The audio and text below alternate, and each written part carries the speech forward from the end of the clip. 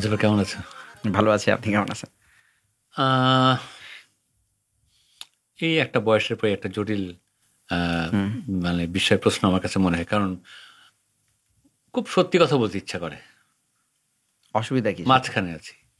না, কিন্তু আরেকটা প্রশ্ন যে আপনি প্রায় এটা বলেন যে একটা বয়সের পর, আপনি এটা আমি প্রায়ই দেখছি যে আপনার যখন এই যে পরিকল্পনা বলছিলেন যে একটা বয়সের পর এসে, এবং ওখানে একটা ধাপ ছিল, লেয়ার, প্রথমে ড্রিম, প্ল্যান, তারপর এক্সিকিউশন।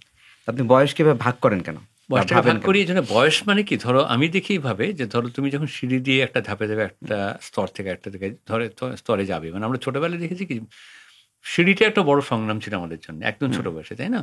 যে আমি হাঁটতে পারি, আমি আমাকে ছেড়ে দেওয়া হয়, কিন্তু সিঁড়িতে যখন উঠতাম আমি, তখন আমাদের হাতটা ধরা হতো হুম।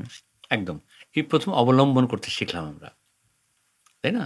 সো ওই জায়গাটাতে আমার কাছে মনে হয় যে ওইটা একটা মানে স্তর বিভাজনের একটা বড় বিষয়, এবং সেক্ষেত্রে আমার মনে হয় যে একটা মানুষের জীবনে সবচেয়ে কঠিনতম চর্চা যেটা, সেটা হচ্ছে প্রকৃত অর্থে উপলব্ধি করা। সেটা কি বয়সের সঙ্গে সঙ্গে আপনি বলতে চাচ্ছেন অবশ্যই রিলেশনটা? মানে হতে পারে, আমি যেমন বয়স দিয়ে ভাবি, অনেকে অনেকে এক্সপিরিয়েন্স দিয়ে মনে, এটা এক একটা মানুষ এক এক রকম। মানে দেখো, সবার স্কেল তো হুম। একরকম হবে না। মানে আমার কাছে যেমন 12 ইঞ্চি স্কেলটা সব কিছু, 1 ইঞ্চি মানে একটা ধাপ এগোনো, ছোটোবেলাটা আমার কাছে মেমোরি মনে হয়। কারণ সো ওই জায়গা থেকে আমার কাছে মনে হয় যে আসলে আমরা একটু যদি ট্রুথফুলি বলি যে আসলে কেমন আছি। এটা তো ডিফিকাল্ট হ্যাঁ, তখন আনসার দেওয়া, অবশ্যই। সেই ক্ষেত্রে আমি দ্বিমত না, না কিন্তু এই জন্যই তুমি কি বানোয়াট এর মধ্যে থাকো, বানোয়াট মনে করবে বাস্তব না, আমাকে চরিত্রগুলো। খুব ইন্টারেস্টিং প্রশ্ন আমাকে একবার মানে মনের মধ্যে নিজের মধ্যে হলো যে বাস্তবতা কি। একটা খুব প্লেন আনসার তো মানুষ দেয়, হোয়াট হ্যাপেন্স। তো আমি বলি যে যেগুলো ঘটে সেগুলি ঘটার কথা ছিল নাকি আমরা ঘটাই। যদি আমরা ঘটাই, ধরুন আমি যখন গল্প লিখছি, আপনি তো বলছেন ফিকশন, এবং আপনার একটা প্ল্যানের মধ্যে ফিকশন থাকে, তাহলে আমাদের যে বাস্তবতা, যেটা আমার জন্য বাস্তবতা, সেটা তো কেউ না কেউ ঘটাচ্ছে, রাষ্ট্র ঘটাই, কেউ না কেউ। তাহলে সেটা তো একটা ফিকশন। তো তোমার কাছে ফিকশনটা কি তাহলে? আমার কাছে ফিকশনটা আলটিমেট রিয়ালিটি, যেটা আমরা সো কল্ড ফিকশন যেটা বলি। মানে ব্যাপারটা কি এরকম বলবো যে আমাদের জীবন প্রবাহ চলছে, যেভাবে সমান্তরালভাবে আরেকটা জিনিস গল্প চলতে থাকে, এই দুইটা গল্পকে নিয়ে আমরা মানে ব্যালেন্স করতে থাকি সবসময়, ব্যাপারটা কি তাই? মানে তা তো বটেই, কিন্তু আমি যদি দুটো রাস্তা ধরি, হুম। আপনি তো একসঙ্গে দুটো রাস্তায় যান না, একটা রাস্তায় যাচ্ছেন, না, যাই তো। সেটা অন্যভাবে যান। না, আমি অন্যভাবে হুম। যদি বলি তোমাকে, যে আমরা যেহেতু একটা জীবন বলি এই কারণে, কারণ আমার জাতিগতভাবে আমাদেরকে কখনো শেখানো হয়নি যে আমাদের একটা অবচেতন মন আছে, হুম। এবং সেই অবচেতন মনটাকে যত্ন করতে হয়। এই পয়েন্ট থেকে এক্স্যাক্টলি আমি বলি, নোট রোড নট টেকেন, যেটা প্র্যাকটিক্যালি নট টেকেন, ওই রাস্তাটা হচ্ছে আমার কাছে ফিকশন, এবং ওইটাই আমার কাছে রিয়ালিটি। মানে কিন্তু মানে অবচেতন মনের ঘটনাগুলো। অবচেতন, আবার সবসময় অবচেতন তাই বা বলি কি করে? আমার কাছে তো ওটা চেতনও হতে পারে, মানে চেতন অবচেতন এটাও তো একটা ফ্যাকাল্টি তোমার আলাদা। কাছে মনে হয় না যে এই কৌশলটা অবলম্বন করার মূল কারণ হচ্ছে এসকেপ করা? না, বরং আমার কাছে মনে হয় রাদার রিয়ালিটিকে ফেস করা, যে কার কাছে রিয়ালিটি ফেস করছি? Reality is not the reality. এটা আমার কাছে মনে হয় আরোপিত, তৈরি করা। আমি একে মানে প্রোটেস্ট করি, যে আমি বলি সবসময় যে রিয়ালিটিটা আমাকে বলা হচ্ছে, প্রোটেস্ট কার কাছে করছি? এটা ধরুন সোসাইটির সঙ্গেও নিজের সঙ্গেও। মানে তুমি যে আমাকে বলছো, ধরুন আমি কালকে দেখলাম যে সারা বাংলাদেশে মনে হয় 8 থেকে 9টা রেপের ঘটনা ঘটছে। তো এই রেপের ঘটনাটা রিয়ালিটি ওই পরিবারগুলোর জন্য। কিন্তু আমি যদি বলি এটা কারো বানানো ফিকশন, এবং তোমাকে রিয়ালিটি বলে তোমাকে অ্যাকসেপ্ট করতে বলছে, কিন্তু আমি তখন প্রোটেস্ট করি যে না, এটাই ফিকশন, এটাকে আমি অ্যাকসেপ্ট করতে প্রস্তুত না। আমার রিয়ালিটি হচ্ছে এটা হওয়ার কথা ছিল না। তো এই যে সম্ভাব্য কথা, আমি বলছি যে সম্ভাব্য, তো এই সম্ভাব্যতাটা আমার কাছে মনে হয় আলটিমেট ট্রুথ। কিন্তু এইটা, এই ধরো এই চর্চাটা কোথায় গেল, যে আলটিমেটলি আমাদের যেটা মানে কি বলবো, যেটা অন্যায় অবিচার, এগুলোকে প্রশ্রয় দিতে শুরু করলো।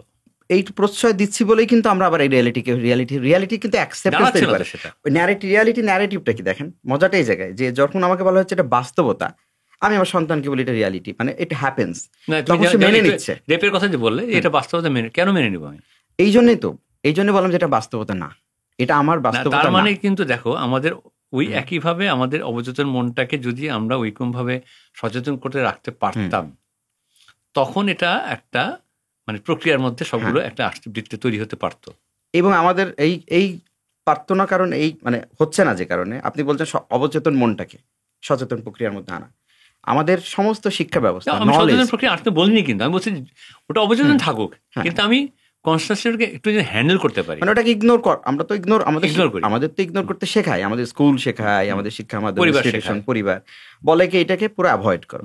কিন্তু ওইটাই যদি আমরা আমাদের ভিতর থেকে লালন করি, তাহলে কিন্তু একটা বিউটিফুল, একটা ভেতর থেকে কিন্তু বিউটি, আমি বলি ইনার বিউটি আসলে কি, আপনি ইনার বিউটি যদি আমি একটা মানুষ সবসময় ক্যালকুলেশনের মধ্যে দিয়ে চলি, সবসময় প্রাতিষ্ঠানিকভাবে চলি, তাহলে ইনার বিউটিটা আসলে না, প্রাতিষ্ঠানিক কেটা তুমি যেটা বললে ক্যালকুলেশন ঠিক আছে, প্রাতিষ্ঠানিক তো একটা আশীর্বাদ থাকে প্রাতিষ্ঠানের মধ্যে। প্রাতিষ্ঠানিক এখন কি সেটা প্রমাণিত হচ্ছে? সেটা নাই এখন, কিন্তু আমি বলছি পরিবার বলে, যেমন ধরো আমি একটু আগে তুমি বললে ব্যাপারটা এরকম যে একটা একটা সদ্য বিবাহিতা বা বিবাহিতা অথবা ধরো একটু আগে হয়েছে, সে যখন বলে আমার ভালো লাগছে না, তাকে বলা হয় কি, মা এখন আর নিজের ভালো লাগে খুঁজতে হয় না, মানে পরিণতির জন্য তাকে সে রেডি, মানে সে সবকিছু একটা পরিণতির দিকে চলে যায়। কিন্তু এই যে নেতিবাচক একটা ধরো মনোভাব, সবকিছু মিলিয়ে নেতিবাচক, এর মধ্যে তুমি কি মনে হয় এই লেখালেখি করে আসলে কিছু হবে? মানে কেন লিখো, মানে লিখছো কেন? এটা তো ডিফিকাল্ট প্রশ্ন। আবারও বলি যে হয়তো বা হতে পারে যে ভেতর থেকে এই যে মেনে নেয়া একটা সেট আইডিয়াস, আমার কাছে ফিকশনটা আমাকে এই জন্য সবসময় মনে হয় যে এটা একটা মুক্তি। যদি আসলে আমি মুক্তির পথ তৈরি করি, সেটা না লিখলেও চলে। আমি বলছি যদি গল্প আমি ফিকশনটাকে যাপন করি, সেটা কিন্তু লিখে সবসময় করতে হয় তা না। কারণ আমার মনে আছে যে আমরা যখন ছোটবেলায়, আমি একটা গল্পের চরিত্র ছিল বাঁশিওয়ালা মজ্জেল। তো এই মজ্জেল বাঁশি বাজাতো আর অন্যান্য কাজ করতো। তো তার কাছে কখনো বসে আমার কাছে মনে হয়নি যে সে যে জীবনটা আছে সেই জীবনটা যাপন করে।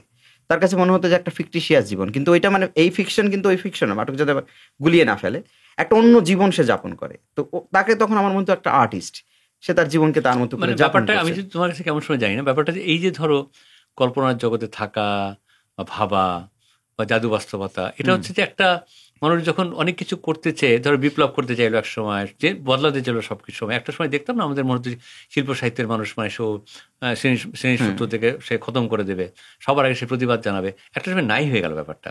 এবং অতি রোমান্টিক হয়ে যাওয়ার কারণে তারা একটা অনেক রকম কায়দা কানুন বের করলো, যে কায়দাগুলো একটা চকলেটের মতো ধরো অনেক কল্পনা, অনেক এটা সেটা মেটাফরিকভাবে অনেক কিছু বলতে থাকলো, কিন্তু এটার কোনো গন্তব্য ঠিক বোঝা যাচ্ছে না।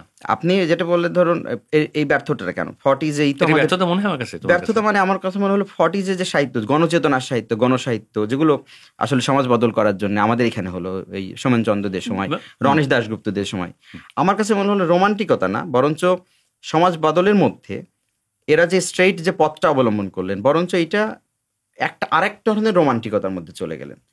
এই চিন্তাটাই, ওটাও এক ধরনের এই রোমান্টিসিজম দিয়ে হবে না। আমার কাছে মনে হলো যে জীবনকে কানেক্ট করতে হবে, মানে আপনি পরিবর্তন করবেন। এন্টি রোমান্টিকতাও যদি আপনার রোমান্টিকতা হয়ে যায় তখন তো মুশকিল। তো সেই জায়গাটা আমার মনে হয় যে কারণে ফেইলার বলবো না, আসলে ফেইল এটা একটা পর্যায়, এটা তো এটা আমার কাছে মনে হয় যে ধরো যে এই যে জীবনকে বোঝার জন্য যখন আমরা ধরো অন্যান্য দেশে যাই, দেখা যায় যে আসলে সবাই মানে পাবলিক ট্রান্সপোর্টে গেলে মানুষ বই পড়ছে বা ধরো এগুলো নিয়ে আলোচনা শুনতে পছন্দ করে। আমাদের শুধুমাত্র তর্ক বিতর্ক, এই টক শো, এটা কি মনে কেন পাঠ্যাভ্যাসটা এই আমাদের স্পেসিফিক্যালি আমার মনে বাংলাদেশে ভয়াবহভাবে কমে গেল? কি কারণ মনে হয় তোমার কাছে? জীবনের প্রতি অনাগ্রহ নাকি লেখকদের প্রতি অবিশ্বাস? কেন সরে গেল? আমার মনে হয় যে এটা যদি আমাদের বিদেশেও যাওয়া লাগে না, আসলে আমরা আমাদের যদি একটু ওল্ড জেনারেশনে যাই, মানে আপনাদের বাবাদের জেনারেশনে বা মফস্বলে যাই, আমাদের মায়েরাও তখন তো শিক্ষার হার এত ছিল না নিশ্চয়ই, কিন্তু মায়েরাও বই পড়তেন আমাদের যারা বাড়িতে। একটা সময় এসে আমার কাছে এখন যেটা মনে হয় যে বই কেন পড়বে, উল্টো আমি এই প্রশ্নটা করি যখন আমার সন্তান বই পড়ে, বইটা হাতে নেয়, তখন আমি ওর ফিউচারটাতে বোঝার চেষ্টা করি যে এটা থেকে ওর ইউটিলিটি কি। আপনি আমাদের সমাজে যদি বই পড়ে এবং সে ঠিক আছে সে নলেজ গ্যাদার করলো ওয়ার্ল্ডের, আসলে তার ইউটিলিটিটা কি, সমাজে সে কোন জায়গাটা থেকে সেইটাকে এক্সারসাইজ করবে। এক্সারসাইজ দুই অর্থেই, পাওয়ার এক্সারসাইজ বাদ দিলাম, কিন্তু তার একটা নলেজ আছে, নলেজটা শেয়ার করে তো আনন্দ পাই, একেবারে ধরেন অনেস্ট একটা আনন্দ, সেই আনন্দটা সে পাওয়ার জায়গা আছে কিনা এই সোসাইটিতে। তো যখন আপনি সমাজের এই ছোট্ট আনন্দ বলতে কি বিনোদন ভাব বলছো তুমি? না, এটা তো একটা স্পিরিচুয়াল আনন্দের সাথে তুলনা করতে পারি। আমি অত ভারী শব্দ ব্যবহার করতে চাই না, অনেক গভীর ব্যাপার। আমি বলছি যে আমাদের সার্বিক যে বিনোদন ব্যবস্থা সেটা তো নাই, সেই অর্থে তো নাই, মৌলিক অধিকার বিনোদন সেই অর্থে তো নাই, কারণ টক শো হচ্ছে বিনোদনের ব্যবস্থা, কিন্তু সেটা তো একটা ভালগার বিনোদন হবে যদি হয় টু সাম এক্সটেন্ট। আমি বলতে চাচ্ছি একটা পিওর বিনোদন, মানে কোনো অর্থ নেই, ননসেন্স বিনোদন। আপনি আবল তাবলকে এখন লিখবেন ওই ননসেন্স, আপনি আমি উন্মাদের কথা যদি বলি, সেটা ছিল একটা হাট্টিমার টিম তারা মাঠে পাড়ে ডিম, এই যে ননসেন্স রাইম এখন কেন পড়বে? যে তার মানে এই যে সেন্স অফ হিউমার চলে যাওয়া মুশকিল, বা মানে জীবনবোধটা কমে গেল। হ্যাঁ, এটা যদি রাজনীতিটাই নাকি আমাদের সমাজ ব্যবস্থা কেন হলো তোমার? পলিটিক্সটাও একটা ডেফিনেটলি, কারণ আমাদের রাজনীতি বা আমাদের সমাজ কাঠামো স্বাধীন হলো ধরো 53 বছর হয়ে গেল, বিদেশটি পুরো সোসাইটিকে থাকলো, ভালোবাসতে শিখলো না, মানে তোমার কি কারণ মনে হয়? আমরা একটা জাতি, ওই যে ওই জায়গা থেকে দেখেন, আমরা খুব সিরিয়াস জাতি তো বলতে পারবো না, আমরা তো জ্ঞান বিজ্ঞান নিয়ে খুব ভাবগম্ভীর আলোচনার মধ্যে জাতি কাটাই, তাও না। কিন্তু এই জাতি হাসতে জানে না, হাসাতে জানে না। আপনি দেখবেন যে পলিটিক্যাল জোকস যেটা একটা সময় ছিল এখানে 80 দশক পর্যন্ত, 90 দশক পর্যন্ত বলা যায় যে স্যাটায়ার এবং ক্যারিকেচার দিয়ে যে কার্টুনগুলো শিশির ভট্টাচার্য আঁকতেন, সব চলে গেল, কারণ অ্যাকসেপ্টেন্স তৈরি হলো না। আপনাকে নিয়ে যদি আপনি ব্যঙ্গ গুলো অ্যাকসেপ্ট না করতে পারেন, স্যাটায়ার, হিউমার, তার সাথে কিন্তু দেখো চলচ্চিত্রের সমালোচনা, সাহিত্যের সমালোচনা নাই হয়ে গেল, কিন্তু ইভেন শিল্পকলার সমালোচনা, মানে একদম যেটা হয় খুব পোশাকি। কিন্তু তো সেইখানে তুমি যে স্পিরিচুয়াল তোমার আনন্দের কথা যেটা বললে, কিভাবে সম্ভব? এটা সম্ভব না বলেই আমি তখন প্রশ্নটা করি যে কেন বই পড়বে। আমার এই প্রশ্নটা নিজেরই জাগে, মানে আমি যখন আমার কারো বই পড়ার কথা বলি তখন দেখি যে ওর তো কোনো পারপাস সার্ভ করবে না। মানে সকাল আমি পারপাস মানে আগেন বলছি যে এটা দিয়ে মানি মেকিং মেশিন সে হবে না, কিন্তু তার তো একটা আনন্দ থাকবে, যে আনন্দটা সে কারোর সঙ্গে শেয়ার করবে, কারোর সঙ্গে না করলেও নিজের সঙ্গেও শেয়ার করবে। সেই আনন্দের জায়গাটা রাখছি কিনা, এই প্রশ্নটা আমি করি তখন। যে ঠিক আছে, এই জন্য কি মোটিভেশনাল বই, ধর্মীয়, এগুলো বেশি মানুষজন পড়ে? এমনিতে তো মোটিভেশনাল বই তো একটা সময় পর্যন্ত এমনিতেও ধর্মীয় বইয়ের রিডার অলওয়েজ ছিল, কিন্তু মানে এত কিছু পড়ে আবার আদর্শচ্যুত থাকা সবই তো এক ধরনের। এটা তো সাংঘাতিক একটা ব্যাপার। দেখবেন সবচেয়ে আদর্শের কথা, আমরা শিশু সাহিত্যের কথা যদি ধরি, যেটা আপনি আছেন যে বাচ্চাদের চাইল্ড লিটারেচার টেক্সট মানে হচ্ছে ওদেরকে নীতি নৈতিকতা শিক্ষা দিতে হবে। প্রত্যেকটা গল্পের মোরাল অফ দ্য স্টোরি থাকে আমাদের এখানে অন্তত। তাদের স্বাধীনতা শেখাতে হবে, জাতীয় চেতনা শেখাতে হবে, জাতীয় পতাকা শেখাতে হবে। কিন্তু ওই যে শেখাচ্ছে সেই লোকটা কি? মানে আমরা সারাক্ষণ নীতি নৈতিকতার চর্চার বাচ্চাকে বলি, কিন্তু আমরা প্যারেন্টস বলি, অভিভাবক বলি, আমরা সারাক্ষণ সমাজটা নষ্ট করছি। যদি আমি নষ্ট না করি তাহলে এই দেশ কি করে করাপশন 1 নম্বর লিস্টেড থাকে? এই তো আমি এড়াতে পারি না, এটা তো শিশুরা করে না। তো আমি বলছি যে এই ফ্যাকাল্টিতে আমাদের সবিরোধ, যে আমি কিন্তু আমার শিক্ষা কিন্তু শিশুদেরকে শেখানো লাগে না, শিশু তো সোসাইটিতে দেখে, শিশুরা কিন্তু ভালো অবজারভার। তো আমি বড়রা একটা ময়লা ফেলছি রাস্তায়, আমি বাচ্চাকে বইয়ে পড়াচ্ছি, ওটা নাই, ওই সিস্টেমটা নাই, মানে ওই পরম্পরাটা তৈরি হয়নি। এটা অন্যদিকে যাই, তুমি মফস্বলে বড় হয়েছো, মফস্বলে লেখাপড়া করেছো, তাই না? এই রাজধানী যে কি করে তোমাকে মানে গ্রহণ করলো, কি করে তোমাকে রাজধানী এখনো করেনি? আমার কাছে মনে হয় এই যুদ্ধটা নিজের সঙ্গে। রাজধানী তো আসলে আলাদা এন্টিটি আমি কখনো ফিল করিনি, কারণ আমার কাছে মনে হয়েছে যে মফস্বলে আমি বড় হয়েছি, ট্রু সেন্স, সেটা পিওর একটা মফস্বল। আমার কাছে রাজধানী বা নাগরিকতা বলতে অন্যরকম একটা ধারণা ছিল। এখানে আসার পর দেখলাম যে মফস্বলেও যে ব্যাপারগুলো, যেটাকে আমি নেগেটিভ বলি, সেইটা সম্পূর্ণভাবে বিকশিত হয়েছে রাজধানীতে। মফস্বল আরও বেশি আমার কাছে মনে হয়েছে অ্যাকসেপ্টেন্স ভালো। আমি আমার নাগরিক চেতনা বলতে যেটা বুঝতাম, সেই জায়গায় মফস্বলকে আমার এখন উত্তীর্ণ মনে হয়। তুমি কি তৈরি হয়েছিল নাকি এখানে এসে তৈরি হলে? মানসিকভাবে আমি বলবো যে এখানে এটা আমার নতুন কিছু দেয়নি, এক্সপেরিয়েন্স ছাড়া। রিগ্রেট হয়? অ্যাবসলিউটলি। হ্যাঁ, এটা ঢাকা না, আমার পুরো রিগ্রেট হয় যে স্বপ্নটা, মানে আমি বলছি যে নাগরিকতা বলতে যেটা আমি বুঝছিলাম সেটা যে একদমই নেই। এবং আমার রিগ্রেট অন্য কারণে রিগ্রেট হয় যে আমার যে মফস্বল, যে মানুষগুলো আমার মেকিং এর ক্ষেত্রে প্রতি মুহূর্তে যারা থাকে, তাদের নামগুলো মনে পড়ে না, তাদের থেকে এই যে দূরত্ব তৈরি হয়। এই অর্থে বলছি যে রিজনটা কি মনে হয় তোমার কাছে? ট্রুথ এইটা মনে হয় যে এটা আমার পক্ষ থেকেও বা সার্বিক পরিস্থিতি সবকিছু মিলে একটা ডিটাচমেন্ট। এটা আমরা চাইলেও তো ধরে রাখতে পারি না। আসলে এই ডিটাচমেন্টটা আমাদের সামাজিকভাবে এত বড় দূরত্ব, যখন আমি এখানে চলে আসি তখন আমাদের লিঙ্কেজটা নাই। তোমার ব্যক্তিগত জায়গায় এটা প্রভাব ফেলে না? এটা আমার ব্যক্তিগত জায়গা থেকে আমার ডিপ্রেশন হয় সাংঘাতিক। এবং আমার লেখার মধ্যে দিয়ে হন্টিংটা চলে। আমি বারবার ফিরে যেতে চাই, কিন্তু ফিরে যাবেন কি দিয়ে? আপনি নেমসেকের কথা বলছিলেন, নেমসেকে ওই নামটা, গোগল যে নামটা রেখেছেন, একটা নেমিং একটা বড় ফ্যাক্টর। আমি যদি আমার পরিচিত মানুষের নামটা মনে রাখতে না পারি, তার চেহারাটার মনে পড়ে না, খুব কষ্ট হয় তখন। কি স্বপ্ন দেখো এখন? যদি এই মুহূর্তে বলি, মানে সার্বিক পরিস্থিতিতে, মানে বিশেষ করে লেখক হিসেবে প্রথমে বলি, এটাই দেখি। লেখক সত্তা নিয়ে তোমার তো তুমি যথেষ্ট সিরিয়াস একজন লেখক, এবং তোমার স্ট্যান্ড পয়েন্ট আছে একটা, সবচেয়ে বড় কথা। এই বয়সে তোমার একটা নিজস্ব ব্যাপার আছে। বিশেষ করে তুমি ওটাও পরে জিজ্ঞেস করতো, ওটাই প্রথমে জিজ্ঞেস করে ফেলি যে মানুষের মাংসের রেস্তোরাঁ, এটা কি তুমি গিমিকের কারণে ধরলে এই কথাটাকে, না কেন ধরলে কথাটাকে, নিলে কেন এই জিনিসটাকে? এটা আগে কোভিডের, আমরা জানি কোভিডের অবস্থাটা, যে আমরা সবাই এক ধরনের সিকনেসের মধ্যে ছিলাম, এবং সিকনেসটা কিন্তু কোভিড না। আমার ক্ষেত্রে যেটা হলো, আমি দেখলাম যখন কোভিড আসলো তখন এমন একটা ইউনিভার্সাল ক্রাইসিস এবং সবার জন্য মহামারী, ওর মধ্যেই দেখলাম যে টিকা নিয়ে, এটা ওটা নিয়ে মানুষের যে মানবিক স্খলন, আমি মানবিক বলি মানুষকে। আমি একটা কথা শুধু বাই দ্য ওয়ে বলে নিই, আমার কিন্তু তীব্র আপত্তি যখন মানুষকে বলি পাশবিকতার কথা, যখন নেগেটিভ গুণগুলোকে। আমি পশুকে অনেক উত্তীর্ণ মনে করি, ফলে তার যে মৌল বৈশিষ্ট্য সেটা অনেক ভালো। আর মানুষের মৌল বৈশিষ্ট্য আমি সেটাকে নেগেটিভভাবে দেখি, সেটা পশুর থেকে সাংঘাতিকভাবে খারাপ। তো কোভিডের সময় যেটা হলো যে ওই সময় এইগুলো দেখে আমার ভিতরে এক ধরনের সিকনেস আসলো। কোভিড সেটা আমাকে দেয়নি।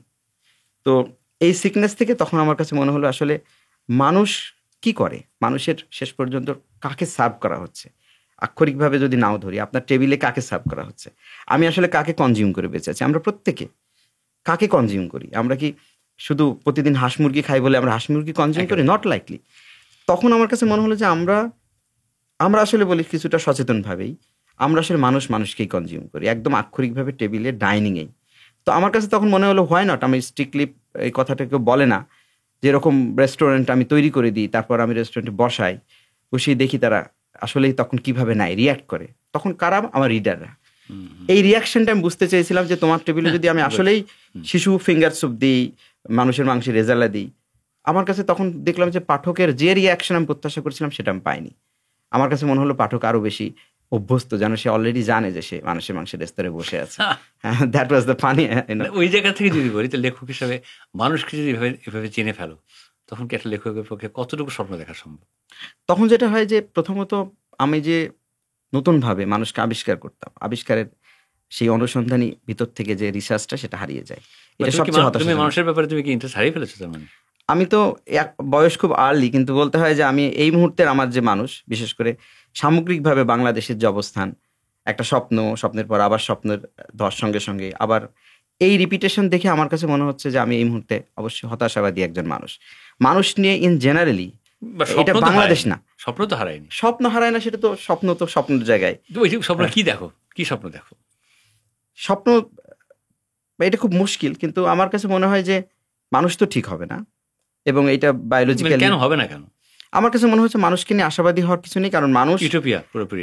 এটা ইউটোপিয়া মানে কি, আমি মানুষটা একটা অ্যানিম্যালই আসলে নেচারের, এবং শেষ পর্যন্ত রুল করে আমি সব ক্ষেত্রেই। আপনি যদি সিভিলাইজেশনে কোনো একটা অবস্থায় দেখি, প্রত্যেকটা যুগের মানুষ বলে আমরা সবচেয়ে এখন খারাপ আছি, কেউ অ্যাড্রেস করে না। পৃথিবীতে এরকম তো অনেক সমাজ আছে যেখানে ধরো গুড সোসাইটি বলতে যেটা বুঝি আছে, তো একদম নাই তা তো না, আছে, কিন্তু শেষ পর্যন্ত তারা কতটা প্রভাব বিস্তার করতে পারছে ওয়ার্ল্ডে একজন পলিটিক্যাল করাপ্ট নেতা যেভাবে শালী হয়ে ওঠেন, এবং সেইভাবে এটা তো ধরো সেই রাজনৈতিক ভারসাম্যটা তো অনেক আগে হারিয়ে ফেলেছি, বিকজ অফ যারা আসলে রাজনৈতিক সচেতন ছিলেন তাদের ভণ্ডামের জন্য অলরেডি হারিয়ে ফেলেছি আমরা। কিন্তু আমি তো মনে করি যে ধরো এখনো গুড সোসাইটি করার জন্য যে আগ্রহটা এটা অনেকের আছে। এখন গুড সোসাইটির ডেফিনেশনটা আমার সঙ্গে মেলে না কারোর সঙ্গে, আপনার সঙ্গে হয়তো মিলতে পারে। যে আমি গুড সোসাইটি বলতে বুঝি, আমি একবার আপনাকে বলছিলাম যে আমরা এমন একটা শহর ডিজাইন করি, আমি যদি আপনার ক্ষেত্রেই ধরি, যে আমার বাড়ির চারিদিকে আমরা তো একটা পর্যাপ্ত স্পেস ছেড়ে নানান কিছু ব্যবস্থা করলাম, কিন্তু আমাদের ওখানে কিছু কবুতর আছে যারা জালালি কবুতর বা ওপেন থাকে। আমি তার থাকার ব্যবস্থাটা আমার বিল্ডিংয়ের সঙ্গে অ্যাকোমোডেট করতে পারিনি, কিন্তু আমি গ্রামে যে আমার বাবা মা যারা কৃষক ছিল, যারা ওইভাবে শিক্ষিত ছিলেন না, তারা এক ধরনের ব্যবস্থা বিল্ডিং এর সঙ্গে সবাইকে নিয়ে বাঁচতে চাইতো। আমার কাছে কিন্তু গুড সোসাইটি বলতে স্বপ্নের সোসাইটি কিন্তু ওইটা, যে আমার সন্তান একটা প্রজাপতি দেখবে সকালে উঠে, এবং সেই প্রজাপতি কিন্তু তাকে দেখে ভয় পাবে না, ঘরের মধ্যে আসবে, ঘরের মধ্যে সে আটকে যাবে না, সে আবার বের হওয়ার এন্ট্রান্সটা পাবে। তাহলে তোমার যে সন্তান এখন, তুমি তাদের নিয়ে বাকি স্বপ্ন দেখো? তাদের নিয়ে এটা, আমি যেহেতু পুরো সমাজটাকে তো চেঞ্জ করতে পারবো না, আমি চাই তার ভেতর থেকে ইনার বিউটিটা বেঁচে থাকুক, অ্যাপ্রিশিয়েট করতে পারো। নিয়তি হিসেবে মেনে নিচ্ছ জিনিসটা কেন? কি ভাবছো তুমি? এটা নিয়তি না, আমার কাছে এখন মনে হয় যে তুমি একজন সাহিত্যিক, তুমি ধরো যথেষ্ট সচেতন একজন মানুষ, মফস্বল থেকে এখানে এসে প্রতিষ্ঠিত হয়েছো, তোমার সন্তানরা নিশ্চয়ই আবার পুরোনো জায়গায় ফেরত যাবে না, তারা এখান থেকে আরো হয়তো একটা বিস্তৃতি পাবে, সেটা নিয়ে তোমার একটা থাকে না, ওরা একটা ব্যবস্থাপনা নিশ্চয়ই তোমার আছে। ব্যবস্থাপনা বলতে এখন তো আমরা ক্রমেই, যখন আমি পরিস্থিতিটা বুঝতে পারি, তখন হয় কি যে আচ্ছা তাহলে আমি শুধু স্পেসিফিকভাবে আমার সন্তানের কথাই ভাবি যে সে যাতে ভালো থাকে। কিন্তু আমি কয়দিন আগে আমি বারবার ফিরে যাচ্ছি, নানান অবস্থা যে আমাদেরকে ডিস্টার্ব করে। আমি যখন রাস্তায় যাচ্ছি, একটা স্ট্রিট এই শহরেই, আমরা সবাই জানি কেউ ব্যবস্থা নেবে না কখনো, হাজার হাজার শিশুকে সকালবেলায় মেডিসিন দিয়ে ফুটপাতে শুয়ে রাখা হয়, এবং সে রাতে বাড়িতে নিয়ে যাওয়া হয়, এবং আমি ওই শিশুদের কখনো জেগে থাকতে দেখি না। এই শহরেই কিন্তু ফুটপাতে, আমরা কখনো প্রশ্ন করি না এই শিশুরা খেলে না কেন রাস্তায়, শুয়ে রেখে সারাক্ষণ একটা বিজনেস চলে। তো আমার শিশু কি করে? আমি ওই- ওই- আমি ওই- ওই- প্রশ্ন- আমার আমার কিউরিওসিটি থেকে, আউট অফ কিউরিওসিটি থেকে কয়েকটা অভিভাবককে আমি একটু প্রশ্ন করতে গিয়েছিলাম যে আপনার সন্তান এই যে ঘুমিয়ে আছে 8-9 বছর বয়স্ক হবে হয়তো, হুম। প্রতিদিন ঘুমিয়ে থাকে। একটা বাচ্চা অসুস্থ থাকতে পারে, জ্বর থাকতে পারে, কিন্তু প্রতিদিন কেন ঘুমিয়ে থাকে? এই প্রশ্ন করার পর যেটা অবস্থা হলো, যেটা দেখলাম যে এই ধরনের প্রশ্ন করলে আমাকে, ওদের একটা সিন্ডিকেট আছে, চক্র আছে, সঙ্গে সঙ্গে সে রিয়াক্ট করলো এবং তারপর বুঝতে পারলাম যে এটা করা ঠিক হচ্ছে কারা না। এটা কোথায়? এটা হচ্ছে যারা স্ট্রিট বেগার থাকে, দেখবেন যে তারা সন্তান নিয়ে ভিক্ষা করে এবং অধিকাংশ সময় তাদের ড্রাগ পুশ করে দেওয়া হয় এবং ড্রাগ খেয়ে বাচ্চাগুলোকে ফেলে রাখা হয়। তার মানে আমি চোখের সামনে কিন্তু এই সোসাইটিতে দেখছি। এখন আমি ওই সন্তানের থেকে আমার সন্তান আলাদা করি কি করে? তখন তো আমি বাসায় গিয়ে আমার সন্তানের দিকে তাকাতে পারি না। তখন মনে হয় যে আমি আমার সন্তানকে বড় করছি, মাঝে মাঝে ভাবছি হয়তো বিদেশে পাঠিয়ে দেবো, এ করবো, কিন্তু ওই সন্তানের চেহারাটা তো আমি আমার ভিতর থেকে বের হতে পারছে না।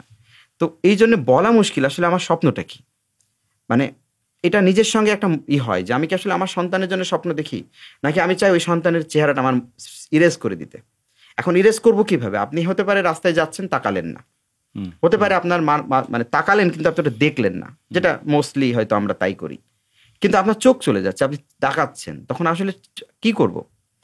এই ক্রাইসিস থেকে আমার কাছে এখন নতুন কোশ্চেন জাগে যে আমি যখন বলি আমার সন্তানকে, ধরুন আমি নর্মাল একটা জীবন দিতে চাই, তখন আমার মনে হয় যে ওই সন্তানকে আলাদা রেখে আমার সন্তান কি করে নর্মাল হবে? এটা তো একটা স্রোত। ধর আমরা যেটা নিয়ে কথা বললাম এতক্ষণ, এই বিষয়টা যদি এভাবে আনি যে একটা দেশের যারা সৃজনশীল মানুষ, সৃজনশীল পেশাজীবী, আমি ছোটবেলা থেকে আমার কাছে মনে হচ্ছে যে আসলে মানে এথিক্সটা কি, অ্যাসথেটিক্স, সেখান থেকে শুরুটা হয়, তাই না? একজন সৃজনশীল মানুষ কখনো দুর্নীতি করবে না, অন্যায়ের বিরুদ্ধে দাঁড়াবে, এটা ইউটোপিয়া না, এটাই ছিল স্বাভাবিক ব্যাপার। উনি সচেতন কথা বলবেন, মানুষের সত্তাকেই তো আর কেক না যে কেটে আমি 25টা ভাবে ভাগ করবো, যে উনি খুব ভালো কবি, ব্যক্তিগতভাবে লম্পট এবং দুর্নীতিপরায়ণ, 25টা ভাগে ভাগ করলো, তা তো হয় না আসলে। সত্তার একটা অধিকাংশ যখন অংশ পরিচ্ছন্ন, তখন তাকে চেনা যাবে ওইভাবেই।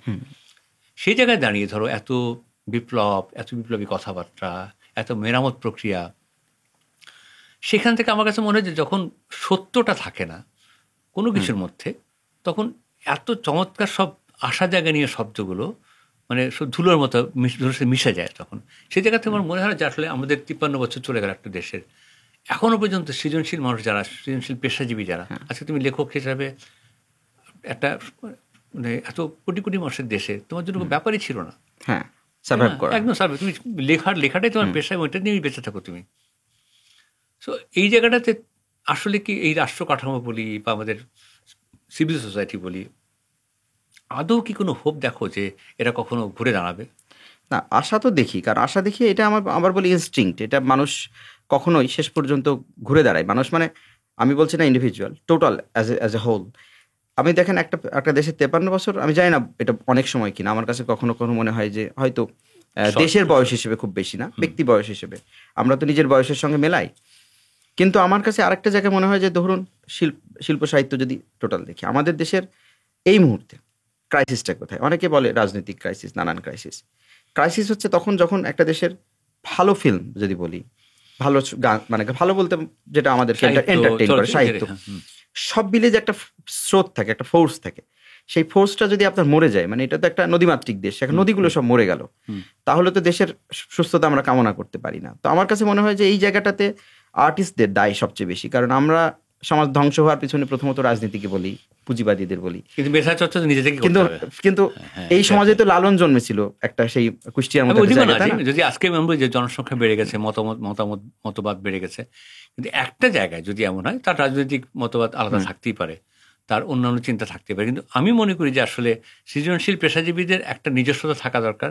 সে সহজে একটা দুর্নীতিপরায়ণ মানুষের প্রতিষ্ঠানে চাকরি করতে যাবে না, আত্মসমর্পণ করবে না, তাদের ঐক্য থাকা দরকার। ওই ঐক্যটা করার জন্য আসলে কাউকে দায়ী করে লাভ নেই। না, আর রাজনীতিটাও একটা বড় ব্যাপার, যে রাজনৈতিক কর্মী, আমার কাছে ব্যক্তিগতভাবে মনে হয় যে রাজনৈতিক কর্মী হওয়া আর রাজনৈতিক একটা পক্ষপাত থাকা ভিন্ন জিনিস। যখন একজন লেখক কর্মী হয়ে যান, তখন কিন্তু তিনি সত্য বলতে পারেন না, কারণ তারও কিন্তু একটা কমিটমেন্ট দলের সঙ্গে তৈরি হয়।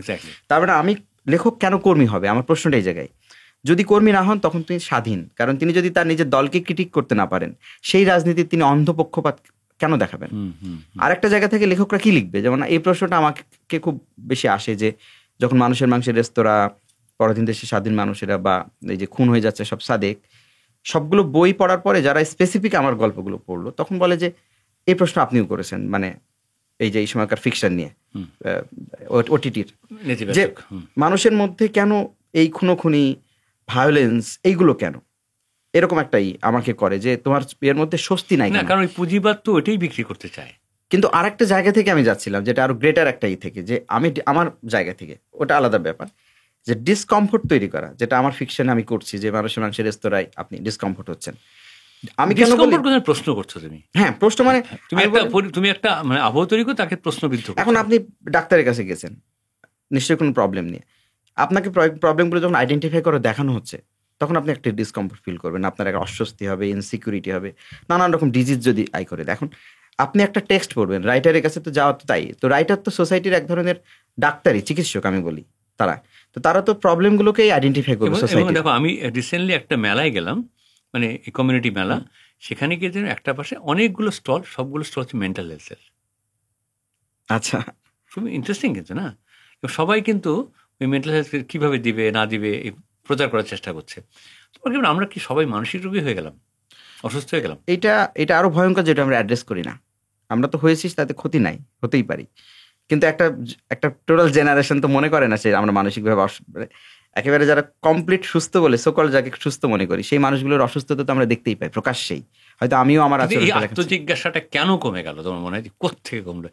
রেডিক্যালি কমে গেল কিন্তু, তাই না? এটা একটা মানুষের যখন আমরা ওই যে বিবেক আগে ছিল না, যাত্রার মধ্যে এসে বলতে, তো আমরা জানি, মনে হচ্ছে দেখো বেশিরভাগ মানুষের জেনে শুনে কিন্তু অন্যায় করছে। এখন অন্যায়টাকে ওইভাবে হয়তো তারা মনেও করছে না অন্যায় করা। কারণ আমি যখন দেখছি যে রাষ্ট্র কাঠামোর কেউ কেউ থেকে যখন ঘোষণা দিচ্ছে যে আমরা এক্স প্রাইম মিনিস্টারও দেখছি যে আমার পিয়ন এত কোটি টাকা, মানে উনি এমন ভাবে বললেন কি আর ব্যাপার না, এটা একটা ডেভেলপিং কান্ট্রি, এই ধরনের করাপশন হবেই। তাই তো বলে আমরা দেখতাম যে ধরো একটা আমাদের একটা ক্লাস ছোটবেলাতে যখন ক্লাস ক্যাপ্টেন থাকতাম, তখন টিচার শিক্ষা করতো অন্যায় করলে বেত নিয়ে আয়, মানে তার মানে একটা ছোট্ট অন্যায় করলে তাকে কিন্তু শাস্তি দেওয়া হতো। তো জবাবদিহিতাটা তার ঠিক আছে, পলিটিশিয়ানরা জবাবদিহি উঠিয়ে ফেললো। আমার ঘুরে ফিরে একটা জায়গাতে আমরা এখন শেষের দিকে যাব, যে ধরো এই যে ধরো আমাদের একটা খুব বড় সোসাইটি না কিন্তু এই ক্রিয়েটিভ মানুষদের, তাই না? অনেক আছে হয়তো, বা তারা কি আসলে একদম মানে কোনো থাকে না যে একটা কোনো ভরসা পেল না দেখে, তার ভরসাটা কেন লাগবে? তার মেরুদণ্ডই তো মানে এনাফ ভরসা, তাই না? কেন তারা এখনো পর্যন্ত জমাট তারা হয়ে উঠতে পারলো না? তাদের কেন অন্য কারো না কারো সহায়তা লাগবে? এটা বিরাট প্রশ্ন। মানে আমার কথা হচ্ছে, যদি আমি নিজে ওই কনফিডেন্টটা না পাই, আমি কিন্তু নিজে কিন্তু শেষ পর্যন্ত নিজে না ভাবলে কিন্তু এই শহরে আমরা হয়তো তাও দেখা যাবে লক্ষ মানুষ পেয়ে যাচ্ছি যারা প্রত্যক্ষভাবে সঙ্গে জড়িত। তো আমরা যদি নিজে এই জায়গাটা না তৈরি করতে পারি, এখন আমাদের দেশে যে দেশে পুঁজির বিকাশটা সুস্থ না, তাকে পুঁজির সহযোগিতা আপনি কিভাবে নিয়ে সুস্থতা কামনা করবেন? কারণ ওই জিনিসটাই তো বাদ দেবেন। রাজনীতি যদি সুস্থতার জায়গা না থাকে, আপনি কিভাবে রাজনৈতিক ছত্রছায়া? আমি যদি সৃজনশীল মানুষের কথা বলি, এইভাবে বলি, ধরো যে একজন কবি একজন সাহিত্যিকের মানে গল্পকারের সাথে কথা বলবে, একটা স্থপতির সাথে ইন্টারাক্ট করবে, সিনেমা দেখবে, গান শুনবে, এই যে সার্বিক যে তাদের মধ্যে যে একটা দৈনন্দিন যে কথোপকথন, এটাও তো আসলে নাই হয়ে গেল। এইটা তো ছিলই, নাই হয়ে গেল মানে আপনি বলতে চাচ্ছেন যে সেটা ছিল, সেটা ডেফিনেটলি ছিল, এমন না যে আমরা ছিল 100বার আমরা নিজে দেখেছি। তো সেইটা ইভেন আপনি আর্লি এজে আপনিও পেয়েছেন যে আপনি সবগুলো, আমি এখন সেটাই চেষ্টা করছি, জন্য তোমাকে ডাকলাম। এইটা খুবই দুঃখের কথা যে আমি কি করে অ্যাড্রেস করবো অন্যান্য ফ্যাকাল্টিকে যদি এখন আমাদের নিজের ফ্যাকাল্টিগুলো বিচ্ছিন্ন? এটা কি টিচার আমাকে বাধ্য করলো, আমার পরিবার বাধ্য করলো, নিজে বাধ্য করলো? কোত্থেকে আমি প্রোটেকশনটা কোত্থেকে আসলো? মানে ব্লেম এক ধরনের এই ধরনের আমি দিতে চাই না যে কে কি বাধ্য করলো। আমি খুঁজছি, আমি কিন্তু ডায়াগনোসিস করার চেষ্টা করছি কেন এটা আটকে গেল। এইটা আমার মনে হয় যে একটা থাকে সময়, time by itself, age, time, এই নানান রকম ফ্যাকাল্টি, ইন্ডিভিজুয়ালিজম। কিন্তু আরেকটা মনে হয় যে আমরা কানেক্টেড সামহাউ, সোশ্যালি তো আমরা কানেক্টেড সবাই এখন, ফেসবুকের মাধ্যমে হোক, নানান মিডিয়ামের মধ্যে দিয়ে। কিন্তু আমরা একটা সময় আমাদের যে স্বপ্ন, মানে সংঘবদ্ধ স্বপ্ন, যেটা আমি দেখলাম যে ধরুন আমি একটা স্বপ্ন দেখি, আমার স্বপ্ন আরেকজনের সাথে রিলেট করতে পারছি না, আমি কেন একসঙ্গে এক জায়গায় হব? আমাদের তো ওই সময় নেই চায়ের দোকানে বসে অকারণে আড্ডা দিয়ে বাড়ি ফিরে যাব। একটা ড্রিম থাকতে হবে। প্রেমিক প্রেমিকা কেন এক জায়গায় হয়? নিশ্চয়ই তাদের কিছু শেয়ারিং একটা স্বপ্ন থাকে। আমার যদি যুথবদ্ধ একটা স্বপ্ন না থাকে, একটা জাতির একটা স্বপ্ন নেই সামনে, যে সময়ের স্বপ্ন যেটাকে বলি আমরা, সময়ের স্বপ্ন, এক্স্যাক্টলি, সেই স্বপ্নটা নেই। যদি সেই স্বপ্নটা না থাকে, আপনি কেন একেবারে নেশা আমাদের হবে এক জায়গায় হওয়ার? সেই স্বপ্নটাই তো আমাদের সময়ের স্বপ্ন কে দেখাবে আসলে? এটা আমার মনে হয় কেউ দেখাবে না আমাদেরকে, সমস্যা এমনি তৈরি হবে।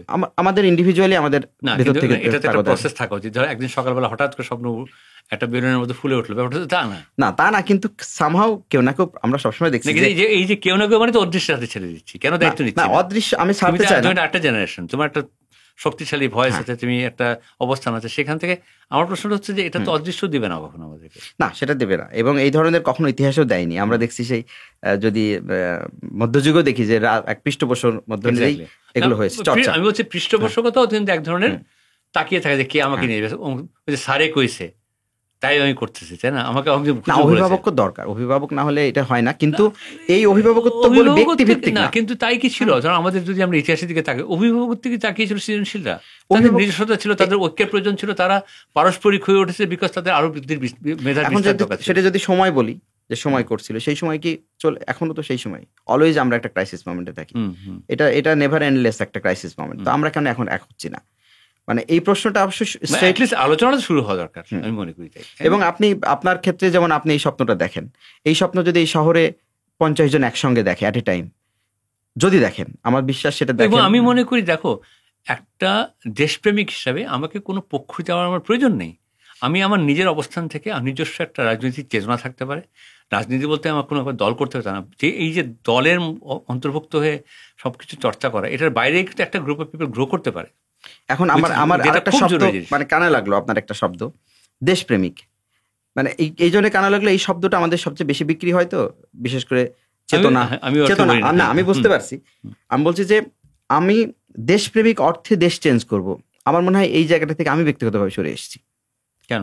আমি দেশকে আলাদাভাবে ভাবতে মানে চাইও না, পারিও না। আমাদের একটা মেমোরি আছে তো, 71 সালে আমার যা বয়স ছিল, আমার বাবার শিক্ষক ছিলেন, তার ছাত্ররা উইদাউট এনি ট্রেনিং মুহূর্তের মধ্যে সিদ্ধান্ত নিয়ে কেউ যুদ্ধে চলে গেল দেশটাকে বাঁচানোর জন্য। সেটা কিন্তু শুধু দেশ না, আমি বলতে চাচ্ছি যে হয়তো শব্দটার মধ্যে একটু বোঝাপড়ার একটা ব্যাপার। আমি বলতে চাচ্ছি আমি দেশটা শুধু দেশ না, আমি এখন ভাবতে চাই একটা গ্রেটার পার্ট হিসেবে। এই দেশ কিন্তু আমাদের, আমি একটা জায়গায় দেখলাম তো, মাতৃভূমি বা যেভাবে বর্ণনা করে অস্তিত্বের প্রশ্ন। আমি সব জায়গায় আমি বলি যে আমি যদি আজকে বাংলাদেশ ঠিক রাখতে হয়, তাহলে নেইবারিং কান্ট্রি ইন্ডিয়াও ঠিক থাকতে হবে। মানে আমরা একটার সঙ্গে একটা সাংঘাতিকভাবে ইন্টারলিঙ্ক। তো আমাকে এখন ভাবতে হবে, যদি আমি দেশ ঠিক করতে গিয়ে পাশের দেশে এজিটেশন তৈরি করি, সেটাই যে কোনো দেশ, ইন্ডিয়াও যদি আমাদের ক্ষেত্রে করে, আমরা ভালো কথাগুলো সে সভ্য দেশেরই না। আমি বলতে চাচ্ছি যে আমাদের এই অ্যাওয়ারনেসটা দরকার, যে দেশ বলতে আমি যেটা বুঝি সেটা একটা গ্লোবাল ভিলেজ, আমাকে ওই জায়গায় যেতে হবে। এবং এই দেশের সঙ্গে নেচারের সম্পর্ক একেবারেই বাদ দেওয়ার সুযোগ নেই। এখন আমরা এই সময় জেনারেশন এসে আমরা অ্যাড্রেস করি যে বাংলাদেশ নষ্টের মূল মানুষ নষ্ট শুধু না, আপনি প্রকৃতি নষ্ট করছেন। প্রকৃতির সঙ্গে মানুষের মেন্টাল হেলথের একটা রিলেটিভ আছে। আপনি একটা অসুস্থ শহরে বাস করবেন, আর সুস্থ মানুষ কামনা করবেন, হাউ কাম? ঢাকা শহর তাহলে আমরা যদি এভাবে শেষ করি, জাতিগতভাবে ধরো একটা এত বড় একটা জনগোষ্ঠী, তাদের একটা স্বকীয়তা আছে, তাদের স্কিল আছে, এবং বিরাট বড় জনগোষ্ঠী, তারা কিন্তু তাদের শ্রম দিয়ে স্ট্রেংথ আছে, আমাদের একটা ঐতিহ্য আছে, ক্রাফট ক্যাপাবিলিটি আছে, বুদ্ধি আছে, সুবুদ্ধি আছে। এত কিছুর পরেও আমাদের তাহলে একটা বড় বিষয় হচ্ছে যে আসলে এই সমষ্টি এমন একটা গ্রুপ অফ পিপল লাগবে যারা কোনো একটা জায়গা থেকে হয়তো একসাথে যাত্রা শুরু করবে, অথবা কেউ একটা ডাকবে। এই তো হচ্ছে আমাদের দেশটার দিকে তাকিয়ে। এটা আমাদের তো সাংঘাতিক কিছু থাকতে পারে, তোমার মনে হয়? আমাদের এটা আমরা এটুকুই জানি, যেহেতু তুমি সাহিত্যে এবং একটা লেয়ার তোমার আছে জাদু বাস্তবতা, সেখানে মনে হয় এই দুটোর বাইরে যে নিজেরা জেগে উঠলাম, অথবা কেউ একজন টান্দির অভিভাবক হিসেবে, এছাড়া আর কি কোনো উপায় আছে তোমার মনে হয় যেটা জাতিগতভাবে আমরা ঘুরে দাঁড়াবো? আমার কাছে সেই মানে কিভাবে হবে সেটা তো জানি না, কিন্তু জাতিগতভাবে ঘুরে দাঁড়াবো এটা আমি, আমার ভিতরে বিশ্বাস বলে এটা ফর সার্টেন, এটা মানুষের উপর বিশ্বাস না, আমার কাছে এটা নেচারের উপর। আমার মনে হয় যে জাতিগতভাবে বাংলাদেশের যা মানুষ ঘুরে দাঁড়াবে, এ নিয়ে আমার সন্দেহ নাই। এবং আমার কাছে মনে হয় যে এটা খুব ফার, আমার মনে হয় যে আমাদের নেক্সট জেনারেশন মানে আমাদের সন্তানদের মধ্য দিয়েই নতুন বাংলাদেশ হবে। এই ব্যাপারে আমার উপলব্ধির মাধ্যমে এইটা আমার মনে হচ্ছে যে উপলব্ধিটার ওরা দেখছে আমাদের দেখেও। আমাদের যে ক্যাওস, এই ক্যাওসটাতে একটা রিয়াকশন থাকে, আমার মনে হয় যেন ওরা একটা রিয়াকশন নিয়ে আমাদের আসবে। এটা আমার স্বপ্ন। এটা হুমায়ুন আজাদ আমি দেখছি যে দেবদূত একটা শহরে কল্পনা করছেন, যারা সন্তানরা তারা আসবে। কিন্তু এখন প্রশ্নটা হচ্ছে যে আর একটা জায়গা থেকে যে সমাজটা আপনি এখন বললেন যে ধরুন এই মুহূর্তে মানুষ একটা সমাজ বদলের তো একটা রাজনীতি হচ্ছেই, যে একটা স্থির সমাজ ছিল একটা জায়গায় দাঁড়িয়ে গেছিল কাঠামোগতভাবে, গুড ব্যাড সেটা অন্য প্রশ্ন, ওইটা ভেঙে আমরা একটা নতুন সমাজ চাই। এবং সেই ফোর্স কিন্তু চাওয়ার মধ্যে একটা ঘোষণাপত্র থাকে, কিন্তু আমি এইটা চাই, এইটা স্পেসিফিক কোটি কয়েক মানুষকে মারলাম, এটাতে কিন্তু হয় না। এখন সেই স্পেসিফিক থাকে, আমি এটা বদলে এটা করতে চাই, সেই প্রশ্নটা কিন্তু তৈরি হয়েছে। আমি বলছি যে ধরুন আমি সেটা কমিটমেন্টটা ফুলফিল করছি না, কিন্তু প্রশ্নটা উঠে আসছে আমার সমাজ থেকেই। এই প্রশ্নটাকে আমি তখন ওয়েলকাম জানাচ্ছি, যে এই প্রশ্নটা যখন উঠে আসছে তখন আমার মনে হচ্ছে আশার আলোগুলো তো একটু একটু করে জ্বলে ওঠে। যখন আপনি উপর থেকে দেখবেন মহাকাশ থেকে, তখন প্রত্যেকটা বাড়ি একটু একটু করে জ্বলে উঠছে। তখন মনে হচ্ছে যে না, আমরা আশাবাদী হতে পারি। কারণ পৃথিবীতে আমি একটা কথা বলি যে একজন মানুষও যদি বেঁচে থাকে, একটা গাছও যদি বেঁচে থাকে, তার তো সক্ষমতা আছে আর একটা গাছের জন্ম দেওয়া। তো ওই আশাটাই হচ্ছে আমার কাছে মনে হয় যে, আমি একটু আগে হতাশাবাদী কথা বলছিলাম, কিন্তু আশাবাদের জায়গা আমি আমার নেচার থেকেই নিই, যে একটা গাছ যতক্ষণ আছে পৃথিবীতে ততক্ষণ আমি আর একটা গাছের স্বপ্ন দেখবই, এবং সেটা ঘটবেই। তো সেই কারণে আমার মনে হয় যে আমরা আশাবাদী হতে পারি, কিন্তু আশাবাদী অন্যের উপর না। এখন আমরা হয়তো এইভাবে শেষ করতে পারি যে আমরা প্রত্যেকটা একটা কাজ, কিন্তু আমি যদি মরে যাই, ঠিক আছে, আমি অন্যের ক্ষতি করলাম না, আমি মরে গেলাম, সেটাও ক্ষতি। তো আমাকে চেষ্টা করতে হবে যাতে আমি আর একটা বীজ তৈরি করে দিতে পারি প্রত্যেকে। তো সেই বার্তাটা হচ্ছে আমাদের সবার কাছে। অনেক অনেক তোমাকে ধন্যবাদ, খুব ভালো লাগলো। আর কি কিছু বলবে তুমি? না, কথা তো আমাদের নানানভাবে হতেই থাকবে। আমার কাছে কোনো প্রশ্ন না, আমার প্রশ্ন আবারও যে আপনি একজন, মানে আপনার কাছ থেকে আমি আসলে নিতে চাই, আমার কাছে কখনো কখনো মনে হয় যে আপনি আমার থেকে বেশি আশাবাদী মানুষ, এবং এইটা সামহাও তো আমাদের একটা ইলেকট্রিসিটির কাজ করে ভিতর থেকে।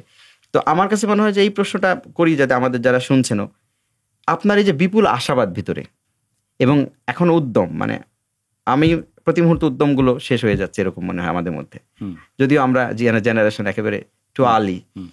আপনার এই দুটোর কারণটা কি? এক হচ্ছে আশাবাদ, আর একটু উদ্যম। এটা আমার কাছে মনে হয় কি, দেখো, মানে আমাদের ছোট মানে শৈশবের যে নায়কগুলো থাকে, নিতান্তই কল্পনার, আমরা বাস্তবে নায়কটাকে দেখেছি। আমার বাবার ছাত্র, যে আমার জীবনে যারা নায়ক, যারা যুদ্ধ করেছে যখন, এবং কেউ হয়তো নাটক করতো, সে হয়তো গেরিলা ফাইট করছে, সে যে দেখাতো কিভাবে সে তার মুক্তিযুদ্ধ সে করে যাচ্ছে। এই প্রকৃত নায়কগুলোকে ছোটবেলায় দেখতে পাওয়া, এটা অন্যরকম স্পিরিট জাগে। তাদের কোনো স্বার্থ ছিল না, তারা হয়তো সার্টিফিকেটও নেয়নি, দু একজন খুব খুব অদ্ভুত জীবন থেকে চলে গেছে। কৃষক তারা তো বেশিরভাগ না, আমি আমার বাবার ছাত্রদের কথা বলি, যেমন একজন দুজন ছিলেন যারা ধরো খুব, তাদের নিয়ত ভালো ছিল না, কিন্তু আক্ষেপ ছিল না তাদের কোনো। ওইখান থেকে আমিও প্রচণ্ড এফেক্টেড, ছোটোবেলাতে আমাদের কিছু ছিল না। ওইখান থেকে আমার বাবাকে দেখে সব কিছু আমার মনে হচ্ছে কি যে আসলে এই যে ঘুরে দাঁড়ানো, এই যে চেষ্টা করে যাওয়া জীবনের শেষ মুহূর্ত পর্যন্ত। এবং আমি খুব অদ্ভুতভাবে আমার যেটা অভিজ্ঞতা হয়েছে, আমার বাবা এবং দুজনে আইসিইউতে ছিলেন, এবং শেষ যে আইসিইউতে থাকা, এই আছে কি নাই, এই চলে গেল, এই বোধহয় আজকে শেষ, আজকেই বোধহয় শেষ দিন, মৃত্যুর জন্য অপেক্ষা করা, কিন্তু প্রতিদিন ভেবে ওঠা যে আজকে সকালে নিশ্চয়ই গেছে, ভাই নিচ্ছর এদিকে আসুন। হ্যাঁ, এই যে আশাবাদ, আমরা এই জীবদ্দশায় আজকে তো বেশ বয়স হয়ে গেল, এত কিছু আইসিইউর মধ্যে আছে আমাদের দেশে, সব কিছু আইসিইউতে আছে, সততা আইসিইউর মধ্যে, আদর্শ আইসিইউতে আছে, সব কিছু আইসিইউর মধ্যে। ওই জায়গাটাতে মনে হয় যে আসলে ওই কারণেই মনে হয় যে হয়তো বা কালকে সকালবেলা আইসিইউ থেকে আবার এটা খুব জাদুকরভাবে হয় না, কারণ আমি একটা দায়িত্বের মধ্যে প্রথমে শুরু থেকে নিয়ে নিয়েছি যে আমি যে কাজটা করবো, যে বিভিন্ন পেশার মানুষগুলোকে চেষ্টা করবো, যেখানে অনেক ধরনের পেশায় কাজও করেছি, নিজের দিকে এখন অতটা নিজের পেশা যেটা সেটা করি, বাকি সময়টা সবাইকে একসাথে করার চেষ্টা করি। কিন্তু আরেকটা প্রশ্ন, যেটা মানে আমি জানি না আপনি কিভাবে উত্তর দেবেন, যে আপনি একজন পায়াস মানুষ এবং আপনার একটা বিশ্বাস আছে একটা বৃহত্তর ট্রুথে, যে ডিভাইন ট্রুথ যদি বলি, এই বিশ্বাসটা আবার ওইটাই আমাদের সমাজে, বিশেষ করে আমাদের এই মুহূর্তে আসলে ক্রাইসিস কোথায়। সেদিন ফেসবুকে মাঝে মাঝে ইন্টারেস্টিং প্রশ্ন আসে যে বাংলাদেশের সংকটটা কোথায়। তো 2-3টা সংকটের কথা সবাই বলছে, একটা রাজনৈতিক, আর একটা হয়তো অর্থনৈতিক বলল, কিন্তু যে কথাটা সবাই বলার চেষ্টা করলো যে আমাদের যে মানবিক স্খলন এবং আমাদের যে নানান রকম টেনশন, আমাদের পরস্পর শত্রু হয়, এর একটা অন্যতম কারণ একদম রিলিজন। এখন রিলিজন কিভাবে সেটা তো অন্য ব্যাপার। তো মানে সাম্প্রদায়িকতা এবং এই যে বিদ্বেষ, ভারতের সঙ্গে আমাদের সম্পর্কের অবনতির অন্যতম কারণ কি, নানান রকম কারণ তো আমরা জানি সম্পর্কের, কিন্তু একটা কারণ হিসেবে সবাই কমন একটা জায়গায় আসছে, সেটাও ধর্ম। তো আপনি একজন বিশ্বাসী মানুষ, তো এই যে বিশ্বাসটা, আমি বলছি বিশ্বাসের জায়গা থেকে আশাবাদ আসলে কি, মানে শেষ পর্যন্ত কোন জায়গা থেকে আমরা আমাদের ফেথটা কিভাবে আমাদের রুল করতে পারি? দেখো, মানে এটা খুব সাদা কালো একটা ব্যাপার। আমার সত্যটা কিন্তু আমার কাছে সেটা বড় জিনিস, কিন্তু এবং এটা ওই প্রতিষ্ঠিত হয়েছে অনেক ছোটবেলায়, কিন্তু এটা ঠিক না, যেটা দিয়ে আমার বিবেচনা বোধ কিন্তু আমার গ্রো করেছে। ওইটার সাথে যখন আমি প্রতারণা করবো, নিজের সাথে প্রতারণার মধ্যে বড় ক্রাইম তো কিছু নাই আসলে, না, তাই না? ওইটা আমি কখনো করিনি। আমি জীবনের পর অনেক ঝড় গেছে, কিন্তু আমার না করার কারণে এখনো কিন্তু ওইভাবে টিকে আছি। আমি ওই যে লালায়িত হয়ে কিছু জন্য পিছনে দৌড়ানো, এটা হয়তো না করার কারণে এখন ওইটা আছে। তাহলে আর এটাই কিছু বলতে পারি যে নির্ঝরের মানে যদি ধর্ম বলি এটাই তার ধর্ম, মানে নিজের না। সঙ্গে না, ওইটা প্রতারণা। প্রতারণা না করে, এবং আমি যে সৃষ্টিকর্তায় বিশ্বাস করি, তার যে নির্দেশনা, সেই জায়গাটা থেকে আমার ট্রুথটাকে আমি ঠিক করে ফেলেছি, ওটাকেই অবলম্বন করার চেষ্টা করি। যেমন এখানে অ্যাকচুয়াল নড়িও না ওখান থেকে। কিন্তু তার মানে আমি যেটা আমাদের জন্য সমাধান এখান থেকে নিতে পারি, যে আমরা যে ধর্মটা দ্বারা উত্তেজিত হয় সেটা সামাজিক এবং আরোপিত ধর্ম, মানে কারো উদ্দেশ্য হাসিলের জন্য আমাদের মধ্যে ইনজেকশন পুশ করে দিচ্ছে।